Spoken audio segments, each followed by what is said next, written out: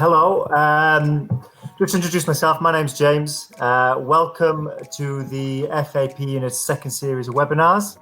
Today's webinar is looking at adapting activities in PE through games. Why we might adapt activities, and in order to do that, we've got some pictures for you. There's 3 pictures in total. That's the first one. As we put them up, something to be thinking about is what on earth is that about, and how does it relate to adapting activities in PE?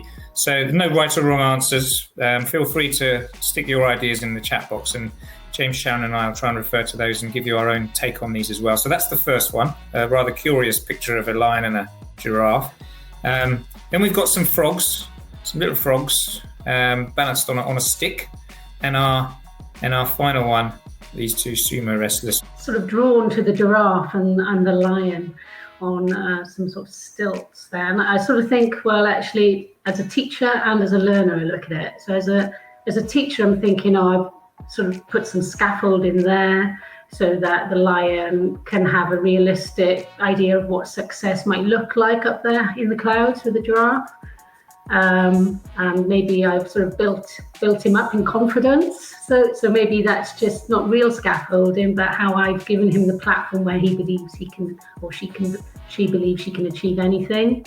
I'm just looking at the lion and the giraffe, and I'm just thinking to myself, if I was the giraffe, I'd be pretty annoyed right now with the teacher now giving the lion doesn't need a chance. You know, he's going to get me anyway. So I'd be thinking from the giraffe perspective. I'm thinking, hang on a minute here, teacher, what are you doing? I've seen that completely differently. For me, the lion's being challenged there. It's like, can you keep up while you're on stilts? I've thought of it as a totally the other way around. That piece of equipment, because the lines obviously needs a bit of a challenge. But I want to move on to our frogs, because this is a picture that I'm quite familiar with. And the one on the left perhaps needs another branch below, because they need a little bit of support. And it reminds me that our role as teachers is often to recognise where our, well, they're clearly not children, not frogs, unless you work in a very strange school. What branches they need, who needs challenge and who needs support, and what that might look like. What about these sumo wrestlers then? I think it's a good example of the physical differences you might experience in your class. I'm always wary of we often underestimate.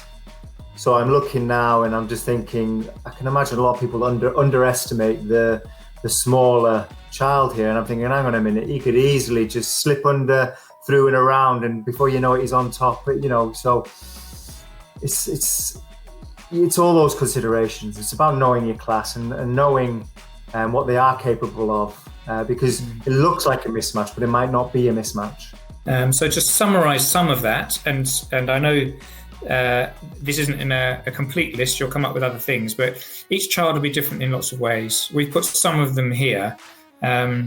And I think as teachers, the advantage you have when you're working with children, as opposed to perhaps a coach that comes in, is that you'll know a lot of this about your class. Sharon sort of mentioned about knowing your children before. The theme of the webinar is obviously about adapting PE through games. And I thought it would be good to discuss maybe just stepping back a little bit and looking at the whole lesson. Because a lot of the lessons that I've observed in the past, and I'm very guilty of it myself, often don't cater for the needs of the group, because it's almost like a one-size-fits-all mentality. What you tend to get is lesson structures that look like this. The one on the left here in blue is the technique, skill, game. But everyone does the same thing.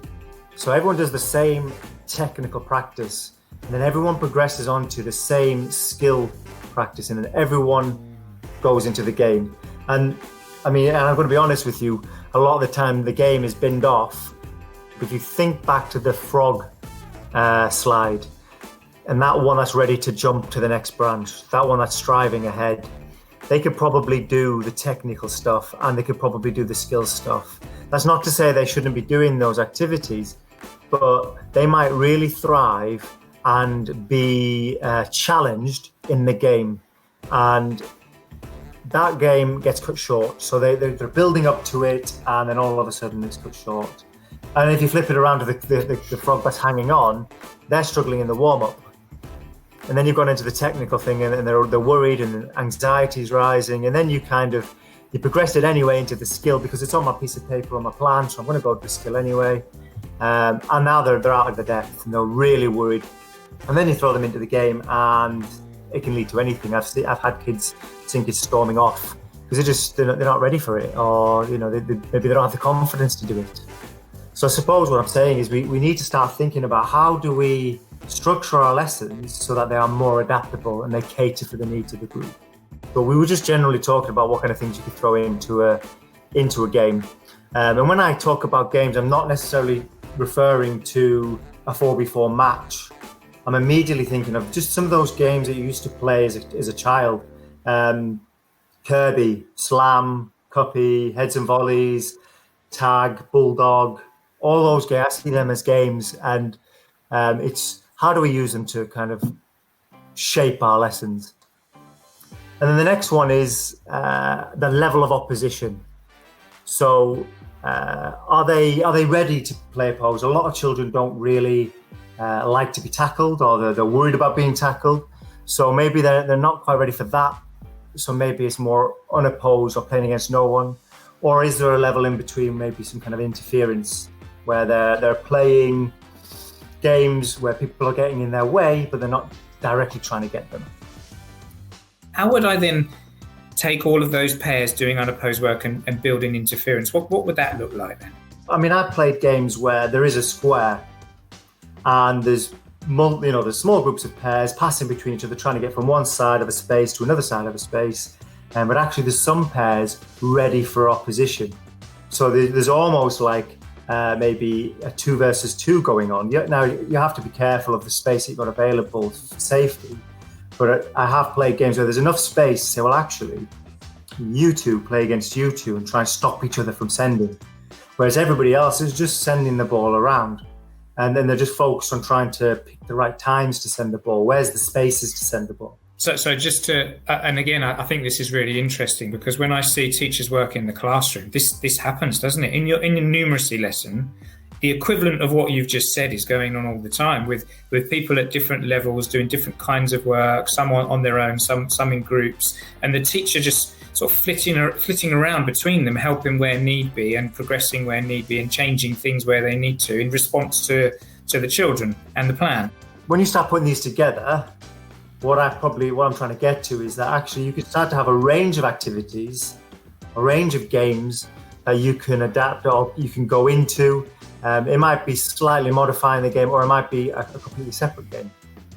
So the one I'm trying to do, the one I've tried to do a lot more of in my lessons is having a lesson objective or a problem, posing a problem to them. So we're going to try and protect this object, or you're going to try and trick an opponent or something like that.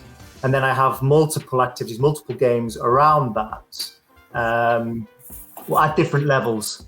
And the kids can see the levels, the kids could choose the levels, the kids could come up with new levels, but it all kind of centers around that particular problem. But I think it's really important, as I've seen in the chat room already, not to forget the E of PE and to really look at that holistic development. It's about the holistic development of the child. And when we're adapting games in lessons, it's not to just meet their physical needs, it's to meet their social needs, their psychological needs, and their technical needs as well. During your delivery of a PE lesson, you notice a Year 5 girl with excellent fundamental movement skills dominating play in the activity with her peers. How will you adapt the activity without splitting the group up? This isn't my theory or diagram. This is stolen from Mihai Csikszentmihalyi, whose work. He's a Hungarian-American psychologist and particularly interested in this thing called flow. So just look at this graph first. So on the vertical axis, you've got the challenge level. So that's like how difficult the task is. Okay, so low at the bottom, really complex task at the top. And on the horizontal activity, how the skill level of the performer or the child. It could be thinking technical physical skills, but it could also be the other stuff we've talked about, perhaps confidence or level of resilience. Now, if you get the skill and the challenge matching, you might well be somewhere in this flow zone. So I'm going to give you a little example of what that might look like. So you might be able to recognize that in the children in your PE lesson. So those two girls there, if you look at their faces, they've gone beyond the smile. That there is their game face. That there tells me that whatever they're doing, they're really into it. You've got the level of their ability to do the task is really well matched with the level of the actual task itself. Group A on the chart now are low skill or low confidence, low self-esteem or resilience were the words we had earlier, compared to the level of the task. So the task's too difficult for them. They're likely to display anxiety, although that might be hard to recognize and identify. Likely, perhaps, they're going to be misbehaving, messing around, etc. The group, they basically need some support. They need some support. They're asking really with their behavior, support me, help me here, access this, because I want to be well behaved, but I can't at the moment because the task isn't right. So, and then you've got group B there who are actually really high achievers or really high skilled, but the challenge isn't reaching that at all. They're finding it too easy. And again, this is linked to behavior. So another takeaway here might be thinking about, if you're getting poor behavior in your lessons, it's not usually the children's fault. It may well be that we just haven't matched properly the skill and the challenge levels for some of them. Managing difference in PE. Step. Children are different from each other. They differ in lots of ways, including abilities, confidence and interest. High quality PE needs to recognise these differences by adjusting and adapting lessons appropriately so that all children are included and engaged. Typically, we need to work with individuals or small groups, just as we would do in a numeracy or a literacy lesson. A good way to do this is by using the STEP framework. S is for space. The game's space can be adjusted to vary the challenge for those playing. In Knights, Castles and Dragons, the teacher Ben makes one of the castle areas bigger. I'm going to make Haroon's castle a little bit bigger because he's been really successful. So you've got a bigger area to defend now. Can you see it? There you go. Have a go. Good boy. A different challenge. I made yours a bit smaller, so I want you to make sure you try and get into the middle of your castle now. So look where the spots are now. And now defend this area now. So have a little look now. Good. T is for task. In Cone Collector, Ben amends the task for one of the teams to give them a harder challenge. You guys can now no longer play an overhead pass. I want to challenge you now. See if you can be creative. You can play a chest pass, but it has to be below shoulder. E is for equipment. In Cat and Mouse, teacher Amanda introduces new equipment to vary the challenge. Is it going to make it easier or harder by having a ball? Harder, fantastic. So we're going to have a ball and you're going to have a choice of what you want to do with that ball. You can either balance it on your hand. You could bounce it like a basketball. Or you can be super brave and put it on the floor and dribble it as a football.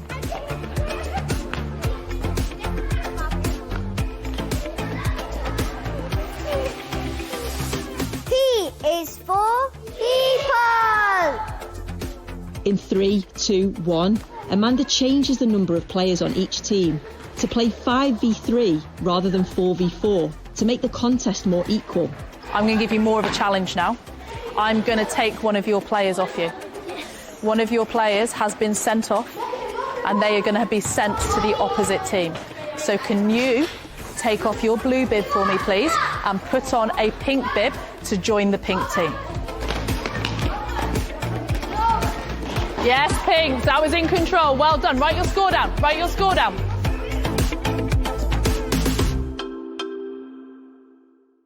I'm going to present a game that I've used on a primary teachers award. I used to deliver it in my primary PE lessons. And we're just going to talk through it and talk about how I've adapted the game to differentiate. So the game, I've called it On Guard, but you can call it what you want really, and you can use themes to try and engage the children if you wanted to. If you look at this diagram, what you can see is you've got the blue player has a goal to their right, a goal to their left, and a goal behind them which they're protecting. The red player has the same. And all that happens is the theme or the problem posed is how are you going to trick your partner?